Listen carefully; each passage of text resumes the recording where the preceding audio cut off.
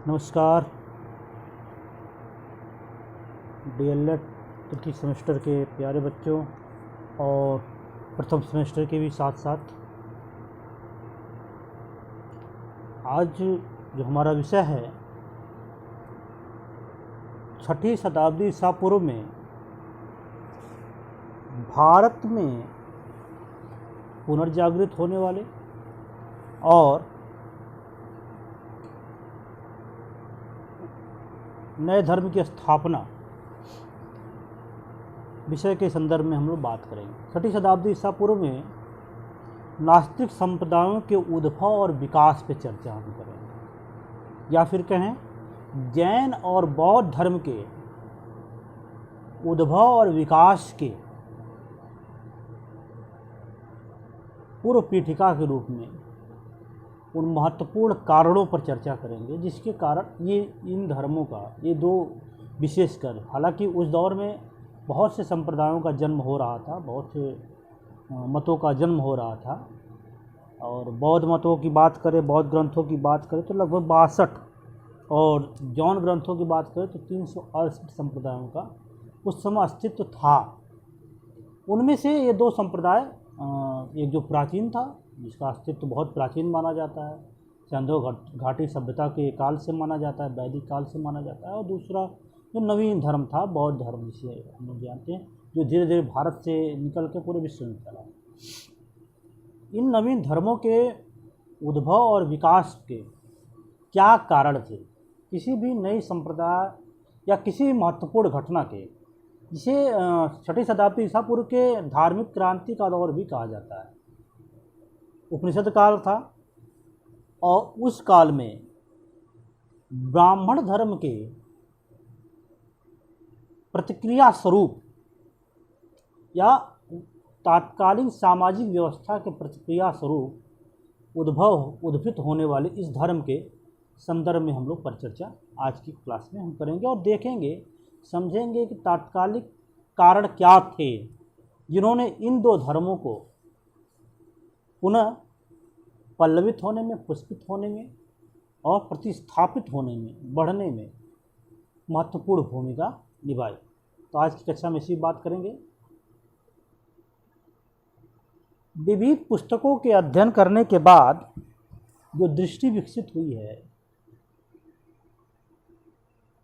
वो मुझे जो लगता है तात्कालिक समय में जो नास्तिक संप्रदाय जिन्होंने ईश्वर के अस्तित्व को नहीं स्वीकारा, उन नास्तिक संप्रदायों के उद्भव और विकास के जो महत्वपूर्ण कारण और तथ्य हो सकते हैं या थे, वे इन्हीं, ये जो आप स्क्रीन पे 10 कारण देख रहे होंगे, 10 बिंदु देख रहे हैं, इसी के इर्द गिर्द घूमते हुए नज़र आते हैं, जो विविध पुस्तकों को, कई पुस्तकों को, केसी श्रीवास्तव से लेकर के पांडे जी, विमल चंद पांडे जैसे रचनाकार और कुछ और एनसीईआरटी वगैरह की पुस्तकों को पढ़ने के बाद जो मुझे लगता है, इसके अलावा भी कुछ गौड़ कारण रहे हैं, उन पर भी चर्चा करेंगे, लेकिन मुख्यतः ये 10 बिंदु थे जिनको आप अपनी नज़र में रखें तो तात्कालिक परिदृश्य को समझ सकते हैं।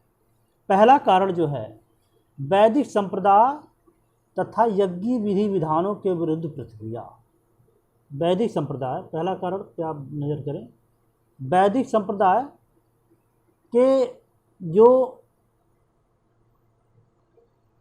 तो पहला जो कारण है वह है वैदिक संप्रदाय, वैदिक धर्म में जो कर्म कांड और यज्ञ विधि विधान थे उनके विरुद्ध एक प्रतिक्रिया के तौर पर ये नवीन संप्रदाय या नवीन धर्म का उद्भव हुआ।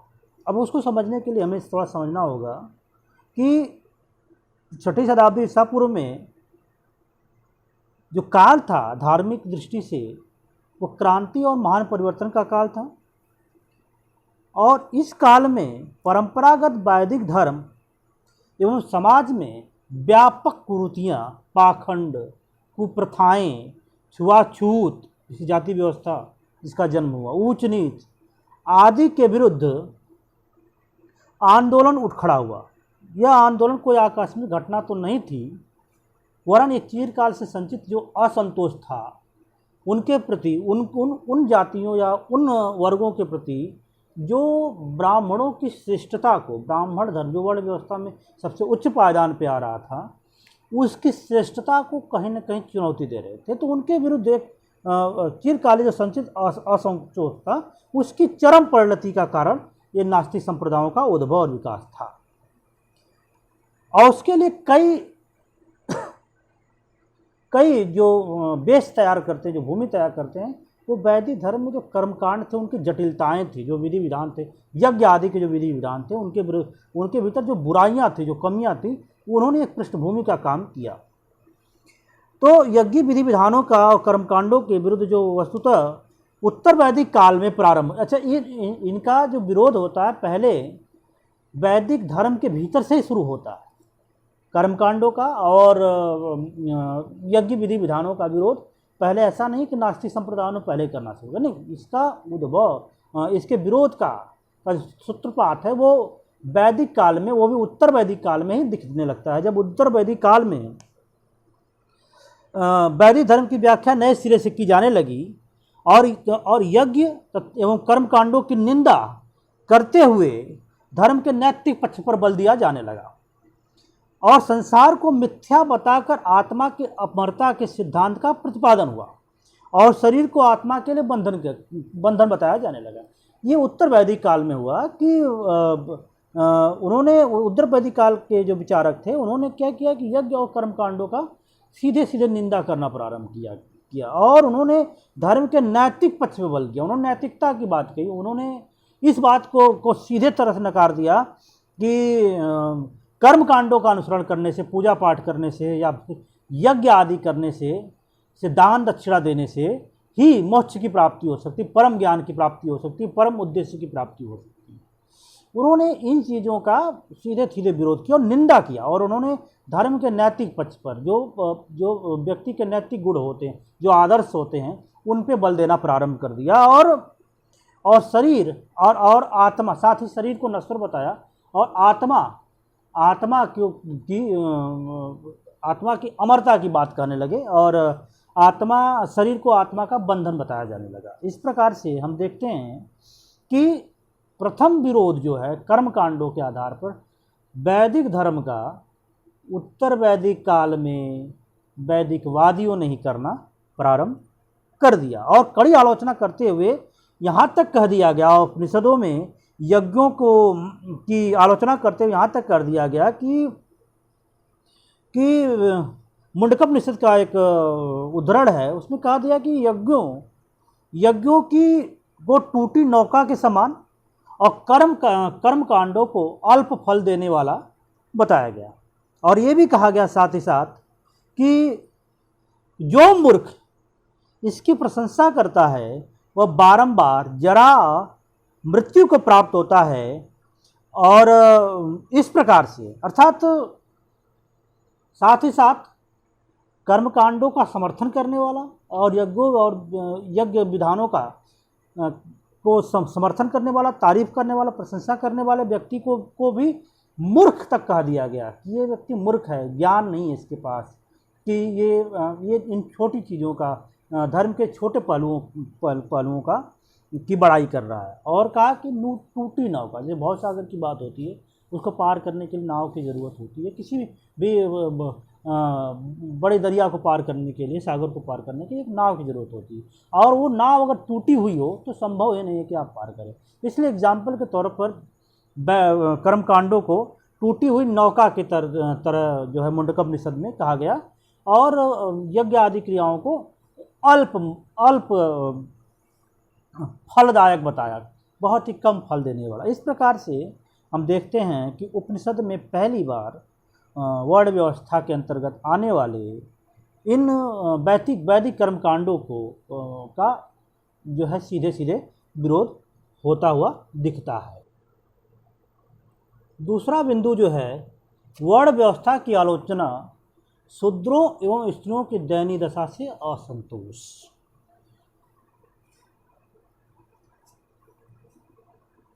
इन तात्कालिक नवीन और पुराने धर्म के पुनरुत्थान के में जो दूसरा महत्वपूर्ण कारण बना वो था वर्ण व्यवस्था। वर्ण व्यवस्था का संकुचित हो जाना, वर्ण व्यवस्था के क्रियान्वयन में तमाम कमियों का आ जाना। वर्ण व्यवस्था जो प्रारंभ में कर्म पे आधारित थी और व्यक्ति अपने कर्म के आधार पर अपने वर्ण को बदल सकता था, वो इस काल में आते आते जन्म पे आधारित हो।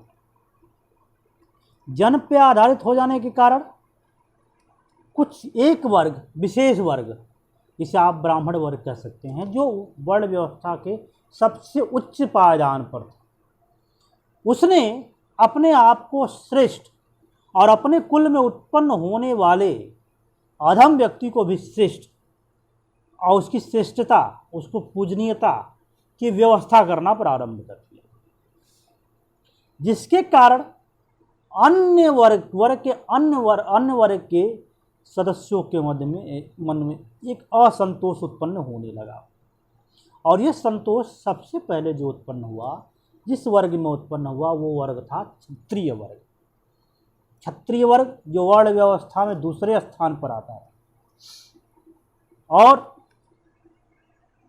और एक और कारण पर बात करें अगर, तो क्षत्रिय वर्ग इस वर्ग काल तक आते आते काफ़ी सबल हो गया था, ताकतवर हो गया था। उसका कारण यह था कि इस काल में आते आते राजनीतिक विकास हुआ, लोहे के आविष्कार हुए। लोहे के आविष्कार के कारण जंगलों को काटना सरल हो गया और गंगा के सहायक नदियों के दोआब क्षेत्रों में बहुत से नगर बसे, विकास हुआ। तो बहुत से नगरों का अस्तित्व में आए, बहुत से नगरों की स्थापना हुई और नगरों की स्थापना के बाद आपसी संघर्ष बढ़ा और आपसी संघर्ष बढ़ा तो एक लड़ाकू जातों की ज़रूरत महसूस होने लगी, लड़ने वाले लोगों की महसूस हुई, जिसे क्षत्रिय कहा गया, जिन्हें सत्ता दी गई। तो इस काल में आते आते क्षत्रिय वर्ग जो है काफ़ी सबल हो गया, राजा हो गया, ताकतवर हो गया था और उसने अपनी शक्ति के बल पर इस वर्ग को, ब्राह्मण वर्ग को चुनौती देना प्रारंभ कर दिया और उसने अपने आप को, अपने धर्म को, अपने वर्ग को ब्राह्मण वर्ग से श्रेष्ठ बताना प्रारंभ कर दिया। लेकिन इसका घोर विरोध हुआ, ब्राह्मण वर्ग बहुत तगड़ा प्रतिक्रिया हुई और ब्राह्मणों ने जिस आधार पे, जिस ताकत के बल पे इसकी आलोचना की या विरोध किया, वो वर्ग था, वो था धर्म के आधार पर। क्योंकि धर्म और शिक्षा पठन, हालांकि क्षत्रिय भी अध्यापन कर सकते थे, उसमें बहुत से ऐसे वर्ग थे जिसमें ब्रह्म विद्या एक संस्था आती है, ब्रह्म विद्या की स्थापना क्षत्रियों द्वारा नहीं की गई, क्षत्रिय विद्वानों और दार्शनिकों द्वारा किया गया था। और ऐसे भी उदाहरण हमारे ग्रंथों में मिलते हैं जिसमें बहुत से ब्राह्मणों ने क्षत्रियों के यहाँ ब्रह्म विद्या का ज्ञान लिया था। तो लेकिन चूँकि सत्ता से जुड़ जाने के कारण, राजनीति से जुड़ जाने के कारण धीरे धीरे क्षत्रिय वर्ग ने अध्यापन का कार्य प्रारंभ किया, ज्ञान की दीक्षा का कार्य छोड़ दिया और वो सीधे सीधे राजनीति में आ गए। तो इस आधार पर सीधे सीधे ब्राह्मणों ने धर्म के आधार पर अपने आप को धर्म के अधिष्ठाता के रूप में, धर्म के प्रचारक के रूप में, धर्म के ज्ञाता के रूप में और शिक्षा का दायित्व के रूप में उन्होंने इसका विरोध सीधे सीधे किया और अपने आप को श्रेष्ठ बताया और क्षत्रियों संघर्ष हुआ। तो जो उनके पास मुख्य हथियार था वो था धर्म था। तो इस काल में इस वर्ग ने, क्षत्रिय वर्ग ने उसी धर्म को, एक नवीन संस्था को, एक नवीन संप्रदाय को जन्म देने की चेष्टा की और सोचा कि यदि धर्म उनके हाथ से निकल जाए, धर्म हमारे संप्रदाय में आ जाए तो ताकत भी हमारे पास ही है, धर्म हमारे साथ हो जाएगा तो सबसे बड़ा वर्ग, सबसे ताकतवर वर्ग और वर्ण व्यवस्था में उच्च वर्ग के स्थान पे हमारा आ जाएगा। तो आप देखेंगे छठी शताब्दी बार में दो महान पुरुष जिनका उद्भव हुआ और जिन्होंने एक तो जैन धर्म की बात करें तो महावीर की बात करें तो जैन धर्म को पुनर्स्थापित करने में 24वें तीर्थंकर के रूप में महावीर का महत्वपूर्ण योगदान था और वो क्षत्रिय थे। और दूसरी तरफ बौद्ध धर्म के संस्थापक महात्मा बुद्ध, वो भी एक क्षत्रिय थे। तो इनके द्वारा जो धर्म चलाया गया, अब उसमें यहाँ तक कि उसमें ब्राह्मणों का कोई भी योगदान नहीं था, और ये सीधे सीधे क्षत्रिय वर्ग से जुड़े हुए संप्रदाय थे। और आपको एक और महत्वपूर्ण तथ्य मैं बताना चाहूँगा कि जैन धर्म के ग्रंथों के अनुसार एक वाकया का जिक्र है, और एक तथ्य है उसमें। जैन धर्म के ग्रंथों में लिखा गया है कि महावीर स्वामी सबसे पहले एक ब्राह्मणी के गर्भ से उत्पन्न होने जा रहे थे, लेकिन बाद में देवताओं ने उन्हें त्रिशला नामक छत्राणी के गर्भ से स्थानांतरित कर दिया, गर्भ में स्थानांतरित कर दिया। कदाचित ब्राह्मण विरोधी धर्मों की दृष्टि में ब्राह्मण कुल में तीर्थकर का उत्पन्न होना महान अनिष्ट था। यानी कि ये इन धर्मावलंबियों ने ब्राह्मण गर्भ से उत्पन्न होना, ब्राह्मण योनि सबसे बड़ी योनि जो मानी जाने लगी थी, उसके गर्भ में उत्पन्न होना तीर्थकर के लिए एक तरह सा अभिशाप की तरह देखा जाने लगा। इतना विरोध नज़र आता है। और इस तरह से हम देखते हैं कि पर्याप्त क्षत्रिय और ब्राह्मणों के मध्य वर्णीय श्रेष्ठता के लिए संघर्ष होता है। दूसरी तरफ वणिक वर्ग की बात करें, उस पर आगे बात करेंगे, वणिक वर्ग की बात करेंगे। लेकिन दूसरा जो है शूद्र और स्त्रियों की, शूद्रों और स्त्रियों की बात करें। शूद्र ये तीसरा वर्ग था, और शूद्रों में जैसे कि हम लोग वैदिक धर्म को जो पढ़ रहे थे तो उसमें हमने देखा कि बहुत से गुलाम भी शूद्र हुए। और बाद के कालों में अनुलोम प्रतिलोम विवाहों के कारण फिर वर्ण संकर जातियां जब जन्म लेने लगी, तो इस वर्ग में बहुत से शूद्र वर्ग पैदा हुए। इन वर्गों के कारण, अनुलोम प्रतिलोम विवाह के कारण वो जाति से बहिष्कृत हुए। फिर उन्होंने आपस में विवाह किया और वर्ण संकर जातियों का जन्म होने लगा। और ब्राह्मण वर्ग में वैदिक वर्ण व्यवस्था में सिर्फ चार ही वर्ग हो रहे थे, उसमें पांचवें वर्ग के लिए कोई स्थान नहीं था। तो ऐसी स्थिति में ये नवीन जो वर्ण संकर जातियाँ उत्पन्न हो रही थी, और वो सिर्फ उत्पन्न होना चाहिए, व्यवसाय का मतलब मैं नहीं रखता। उस काल में आप देखेंगे तो ब्राह्मण भी वही कार्य कर रहे थे, क्षत्रिय भी वही कार्य कर रहे थे, सब कार्य करते हुए दिख रहे थे आपको। एक मैं एग्जाम्पल भी दूंगा। तो इस काल तक कर्म का कोई मतलब नहीं हो गया था, सिर्फ जन्म का मतलब रह गया था। तो जन्म के आधार पर एक बड़ा वर्ग पैदा हुआ जो शूद्रों की कैटेगरी में ला करके खड़ा कर दिया गया। तो उस काल में अगर देखें, 6वीं शताब्दी ईसा पूर्व में देखें, तो शूद्र वर्ग संख्या सबसे अधिक थी, सर्वाधिक अधिक थी। समाज में सबसे अधिक वर्ग शूद्रों का था, और इनको सबसे निचला स्थान प्राप्त था। इनका कार्य, इनको कोई सामाजिक अधिकार नहीं था, कोई धार्मिक अधिकार नहीं था। इनका सिर्फ एक ही कार्य था, तीनों वर्ग की, ब्राह्मण, क्षत्रिय और वैश्य की सेवा करना, उनके आदेशों का पालन करना। जबकि इनके द्वारा अगर अपराध हो जाए तो उनको सबसे कठिन दंड दिया जाता, सबसे कठोर दंड दिया जाता था। तो इनके भीतर उस काल में एक बड़ा असंतोष था, और ये भी एक कारण बना बाद में नए धर्मों के उद्भव में। आप आज भी देख रहे हो, बौद्ध धर्म में दीक्षित होने वालों में सबसे अधिक संख्या अगर किसी की है तो दलित जाति की है, जो अनादिकाल से दबे हुए हैं, कुचले हुए, शोषित हैं।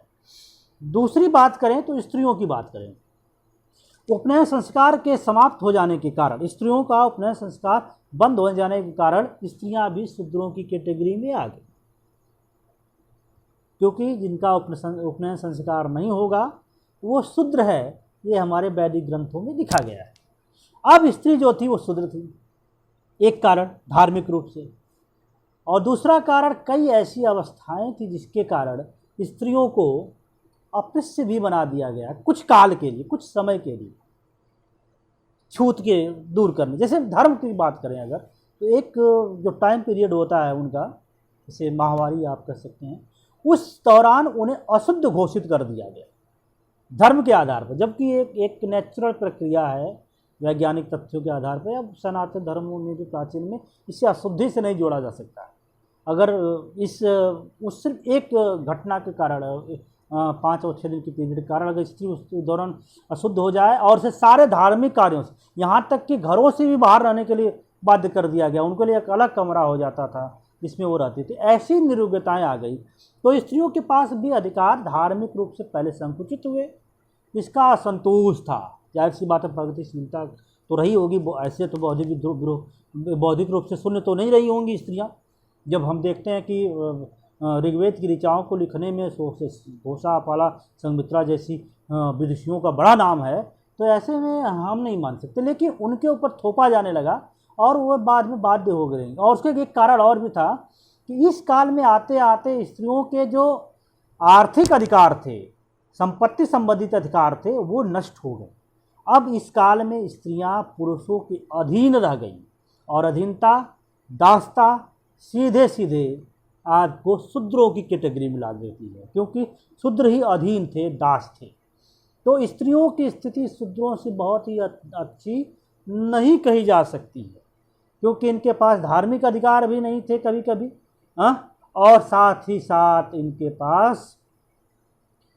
पास आर्थिक अधिकार नहीं थे, संपत्ति संबंधित अधिकार नहीं थे। इस कारण वर्ण व्यवस्था में इन नवीन धर्मों में, जिनमें सबको समान अधिकार दिया गया, जाति में भेद नहीं किया गया, धर्म में भेद नहीं किया, वर्णों में भेद नहीं किया, इसलिए इन वर्णों ने ये जो नवीन संप्रदाय आए, इनको गाहे बगाहे हाथ फैला करके अपने आप को स्वीकार किया, इस वर्ग में दीक्षित हुए और वे अपने आप को, उनको लगा कोई ऐसा जगह है जहाँ पे हमको सम्मानजनक स्थिति प्राप्त हो रही है, जो बड़ा कारण बना इस नवीन धर्म के उद्भव और विकास में। तीसरा कारण जो था व्यापार एवं वाणिज्य की प्रगति। तीसरा कारण आर्थिक परिवर्तन, और परिवर्तन के कारण गंगा घाटी में नगरों का विकास। इस काल में आते आते आर्थिक परिवर्तन हो गया, और आर्थिक परिवर्तन होने के कारण समृद्धि आई। समृद्धि जब आई तो नवीन नगर बसे, और ये नगर प्राय गंगा घाटी के इर्द गिर्द, गंगा की सहायक नदियों के इर्द गिर्द बसना प्रारंभ हो गए। तो यह आर्थिक विकास का काल था। और लोहे के आविष्कार के कारण जंगलों को साफ करके नए नगरों की स्थापना करना भी सरल हो गया। पूर्वोत्तर की बात करें, पूर्व की बात करें, जहाँ पे आज वैदिक धर्म नहीं पहुँच पाया था, जो बिहार की बात करें या पूर्वी यूपी की बात करें, इन क्षेत्रों में वैदिक धर्म पूरी तरह से नहीं पहुँच पाया था। तो लोहे के आविष्कार के कारण इस क्षेत्र में जो घने जंगल पाए जाते थे, उनको साफ करके नगरों की स्थापना होने लगी, लोग बसने लगे। तो इन क्षेत्रों में जो अनार्य संस्कृति से काफ़ी निकट थे, एक ये भी बताया जाता है आर्य और अनार्य संघर्ष भी एक कारण बनाया गया है, जिस पर जो भी एक बड़ा कारण रहा होगा।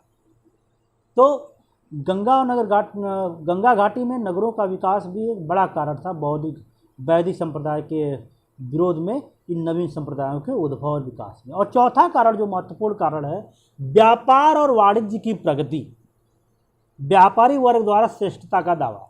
व्यापार एवं वाणिज्य की प्रगति के कारण व्यापारी वर्ग, वणिक वर्ग जो है संपन्न हो गया। इस काल में सिक्कों का आविष्कार हो गया, पंचमार्क सिक्के आने लगे, जो बड़ी संप्रदायों ने पहले छापना प्रारंभ किया, ढालना प्रारंभ किया। और जो ही विनिमय के माध्यम, सरल विनिमय का माध्यम प्राप्त हो गया, तो व्यापार करना सरल हो गया, वाणिज्य करना सरल हो गया। और सरल हो जाने के कारण धन का संचय इन वर्गों में होने लगा, मुनाफाखोरी होने लगी, सूदखोरी होने लगी। और इनके कारण, मुनाफाखोरी और सूदखोरी के कारण ये वर्ग जो है, वणिक वर्ग जो है, काफ़ी संपन्न हो गया। और जब हम बात करें तो जो प्राचीन ब्राह्मण ग्रंथ थे, उनमें सूदखोरी को, संपत्ति संचय को, इन तमाम चीज़ों को की बड़ी घोर आलोचना की गई है। और ये वर्ग इन सब परिस्थितियों में ब्राह्मण वर्ग के निशाने पर रहता था।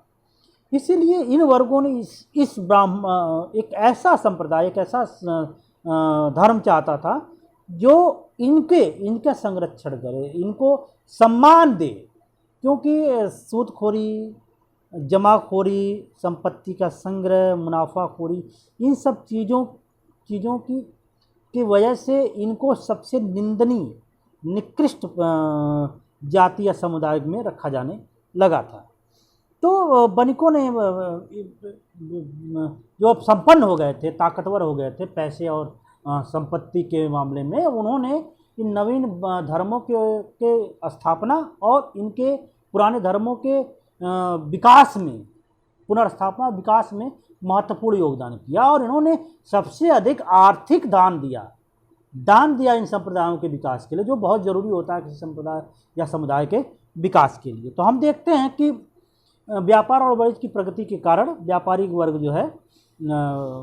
जो है काफ़ी संपन्न हो गया था और व्यापारिक वर्ग ने अपने आर्थिक संपन्नता के आधार पर इन वर्गों को ब्राह्मण वर्ग को श्रेष्ठता साबित करनी प्रारंभ की, अपने आप को श्रेष्ठ बतलाना प्रारंभ कर दिया। और ये उन्होंने कहा कि हम किस कारण से ब्राह्मणों से नीचे हैं। और बाद में क्षत्रिय और वैश्यों का एक संघ बन गया, एक तरह से कहते हैं कि मौन समझौता, जो दिखे ना समझौता बन गया और उन्होंने इन धर्मों के विकास में महत्वपूर्ण योगदान किया। पांचवें बिंदु पर बात करें, राजनीतिक शक्ति के विस्तार से क्षत्रिय वर्ग द्वारा वर्गीय श्रेष्ठता का दावा। इस पर अगर बात करें तो इस काल तक आते आते क्षत्रिय वर्ग काफ़ी ताकतवर हो गया था और ब्राह्मण स्वयं संरक्षण के लिए और जीवन निर्वाह के लिए क्षत्रियों पर निर्भर हो गए। और इस निर्भरता की स्थिति में स्वाभाविक ही था कि क्षत्रिय वर्ग अपने आप को ब्राह्मण वर्ग से श्रेष्ठ सर्वोपरि मानने लगे या वो उसे ब्राह्मणों की सर्वश्रेष्ठता खलने लगी। और आखिरकार उन्होंने अपने आप को ब्राह्मणों से हीन मानने से इनकार किया। और इस पर पहले उदाहरण पे बात करें तो सबसे पहला जो उदाहरण शतपथ ब्राह्मण का मिलता है, शतपथ ब्राह्मण का जो पहला उदाहरण मिलता है उसमें क्षत्रिय वर्ग को ब्राह्मणों से ऊंचा बताया गया और जो क्रम स्थापित किया गया उसमें क्षत्रिय, ब्राह्मण, वैश्य और शूद्र का रखा गया, जो कि पहले सबसे ऊपर ब्राह्मण, क्षत्रिय और वैश्य रखा जा रहा था। तो इस काल में राजनीतिक शक्ति के विस्तार के कारण ब्राह्मण ग्रंथ शतपथ ब्राह्मण में पहला उल्लेख मिलता है, इसमें क्षत्रिय वर्ग ऊपर आ गया। इस तरह से हम देखते हैं कि क्या हुआ कि धर्म में, वैदिक धर्म में भी इनका हस्तक्षेप सीधे सीधे हो गया, प्रभावित करने लगे और अपने आप को श्रेष्ठता को साबित करने लगे क्षत्रिय। और साथ ही साथ नवीन धर्म में तो उनका पूरा ही आधिपत्य था। तो इस तरह से हम देखते हैं कि ब्राह्मण धर्म जो है उस समय या ब्राह्मण व्यवस्था जो है चुनौतियाँ। छठे बिंदु पर आए, व्यापार, संपत्ति, सूदखोरी की समृद्धि के वास्तविक साधन माना जाना। जैसे व्यापार, संपत्ति, सूदखोरी को समृद्धि का वास्तविक साधन माना जाना, इनको वैदिक ग्रंथों में इनकी घोर आलोचना की गई है, निंदनीय बताया गया। लेकिन जाहिर सी बात है जिसके पास संपत्ति होगी और जानते जीवन निर्वाह के लिए संपत्ति बहुत जरूरी होगी। अब समृद्धि का वास्तविक साधन धर्म नहीं था, जैसे पहले बताया जाए जिसके पास धर्म है, जिसके पास ज्ञान है, वही सबसे बड़ा समृद्ध है। लेकिन धर्म से ही पेट नहीं भरता। और वास्तविक रूप से जो संपन्नता है, समृद्धि है, वो इन्हीं व्यवसायों के मध्य था। इन व्यवसायों के माध्यम से जो संपत्ति अर्जित की जा रही थी उनके भीतर समझा जाने लगा और इस कारण से वणिक वर्ग जो है अब श्रेष्ठ होने लगा, श्रेष्ठता का दावा करने लगा। सातवें बिंदु पर आए तो चक्रवर्ती आदर्श, सैनिक विजय और अश्वमेध आदि की आलोचना। इस बिंदु में भी आए, इसमें भी व्यापार का बहुत बड़ा महत्वपूर्ण है। चक्रवर्ती आदर्श क्या था? अश्वमेध यज्ञ। अश्वमेध यज्ञ से चक्रवर्ती सम्राटों की स्थापना हो जाती है, चक्रवर्ती घोषित होता था। ये घोड़ा छोड़ दिया जाता था और ये घोड़ा जहाँ भी जाता था उस शासक को युद्ध करना पड़ता था। ऐसे क्या होता था, राजनीतिक अस्थिरता होती है और राजनीतिक अस्थिरता के मध्य या सैनिक विजयों या सैनिक अभियानों के मध्य कभी भी व्यापार सफल नहीं हो सकता। व्यापारी वर्ग जो धन संचित करके रखता था वो सुरक्षित नहीं महसूस कर सकता, संरक्षित महसूस नहीं कर सकता। इसलिए इन वर्गों ने चक्रवर्ती आदर्श, सैनिक विजय, अश्वमेध आदि जैसे धार्मिक क्रियाएं जिनका वैदिक ग्रंथों में बहुत ही महात्म था, बहुत ही प्रशंसा की जा रही थी, विरोध करना प्रारंभ किया। और उसने, इस वर्ग ने, व्यापारी वर्ग ने जैन और बौद्ध धर्म का समर्थन किया, जो एक तरह से अहिंसावादी थे, युद्ध और आदि जैसी चीज़ों का विरोध कर रहे थे। आठवें पर जाएं तो वेदों के अपौरुषेय के सिद्धांत को वैचारिक स्वतंत्रता के सिद्धांत की वैचारिक स्वतंत्रता के लिए बाधक माना जाना जाए। जैसे में कि आप कुरान की तरफ जाएं तो कुरान को आसमानी किताब कहा जाता है, अर्थात पृथ्वी पर उत्पन्न होने वाले किसी व्यक्ति ने उसकी रचना नहीं की, बल्कि सीधे सीधे वो ईश्वर से आई हुई है। और प्रत्यक्ष सिद्धांत अगर अस्तु का पढ़ें तो कभी कभी साबित भी लगता भी है कि वो मनुष्य द्वारा नहीं होगा, क्योंकि प्रत्येक मनुष्य के मस्तिष्क में उत्पन्न होने वाला एक विचार होता है। तो वैदिक ग्रंथों को अपरुषे बिना किसी पुरुष के द्वारा रचित अरचित रचना मान लिया गया, उसे ईश्वर द्वारा रचित रचना मान लिया गया। इस आधार पर वेदों को कोई चैलेंज नहीं कर सकता, वेदों की कोई आलोचना नहीं कर सकता, वेदों का कोई विरोध नहीं कर सकता, ये दिखता है। इसको तात्कालिक सैद्धांतिकों ने वैचारिक स्वतंत्रता के लिए बाधक माना, क्योंकि अगर वो ईश्वर का लिखा हुआ है तो उस पर प्रश्न ही नहीं किया जा सकता। तो उन्होंने पहले तो इसे अपौरुषेय मानने से इनकार किया, कहा नहीं, ब्राह्मणों द्वारा लिखा गया है, ब्राह्मण विचारकों द्वारा लिखा गया है, इसलिए अपौरुषेय नहीं है, इस पर विचार किया जा सकता है। हाँ, और अगर यह अपौरुषेय का सिद्धांत साबित हो जाता है तो भाई वैचारिक स्वतंत्रता ही नहीं, धर्म पे वार्ता ही नहीं हो सकती। ईश्वर ने जो कह दिया वही सत्य है, उस पर कैसे वार्ता की जा सकती है। तो इस आधार पे पहले वेदों की अपौरुषता पर, वेदों की पवित्रता पर प्रश्न उठने लगे। हाँ, और उसे एक सामान्य रचना की तरह देखा जाने लगा, ज्ञान विज्ञान के केंद्र के रूप में देखा गया, स्रोत के रूप में देखा जाने लगा। अब वो उतने पवित्र नहीं रह गए, उन पर प्रश्न किए जा सकते थे। वेदों में लिखे हुए वे विचारों पर सवाल किए जा सकते थे, और वेदों के आधार पर जो ब्राह्मणों की श्रेष्ठता थी, या ब्राह्मणों के द्वारा जो कर्म कांड के जो बनाए गए थे, जिनकी श्रेष्ठता थी, अब उसको सीधे सीधे चैलेंज किया जा सकता था। और इस चैलेंज के आधार पे नवीन धर्म को स्थापना की जा सकती थी, नवीन सिद्धांतों का प्रतिपादन किया जा सकता था। नवी बात करें तो नवीन विचारधारणाओं का आविष्कार, जैसे कि मैंने बताया, ये काल नवीन संप्रदायों के, नवीन विचारधारणाओं के उद्भव और विकास का काल था। और ये बौद्ध ग्रंथों की बात करें तो उस समय बौद्ध ग्रंथों में जो डाटा मिलता है उसके आधार पर बात करें तो इस समय 62 तथा जैन ग्रंथों के आधार पर 368 नवीन संप्रदाय अस्तित्व में थे, जो विभिन्न मतों और वादों के प्रचार प्रसार में लगे हुए थे। और साथ ही साथ ये नवीन विचार सिर्फ देश में ही नहीं हो रहे थे, साथ साथ महात्मा बुद्ध और महावीर के समकालीन बात करें तो विश्व में भी, विश्व की जगहों पे भी नवीन विचारों का प्रतिपादन हो रहा था और एक नवीन संप्रदायों का जन्म हो रहा था। उसमें उदाहरण के तौर पर बात करें, सबसे पहले चीन की बात करें तो चीन में एक विचारक का जन्म हुआ जिसे कन्फ्यूशियस के नाम से हम लोग जानते हैं, तथा लाओ त्से, जो नवीन विचार की उत्पत्ति कर रहे थे और अपने यहाँ के परंपरावादी धर्म को, परमात्मा सिद्धांत को सीधे सीधे चैलेंज दे रहे थे।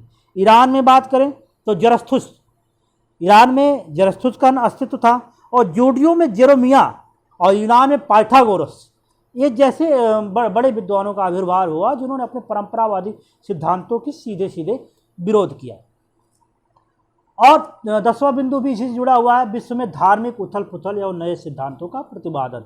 विश्व में धार्मिक रूप से उथल पुथल था, पुरानी परंपराएं टूट रही थी, नवीन परंपराएं, नए सिद्धांत जन्म ले रहे थे, और इस कारण एक बड़ा जो है विरोध की स्थिति पैदा हुई थी और नए सिद्धांतों का प्रतिपादन होता हुआ दिख रहा था। इन्हीं सभी तथ्यों के अंतर्गत हम लोग वैदिक धर्म के विरोध स्वरूप नवीन संप्रदायों के उद्भव और विकास को पढ़ सकते हैं, समझ सकते हैं।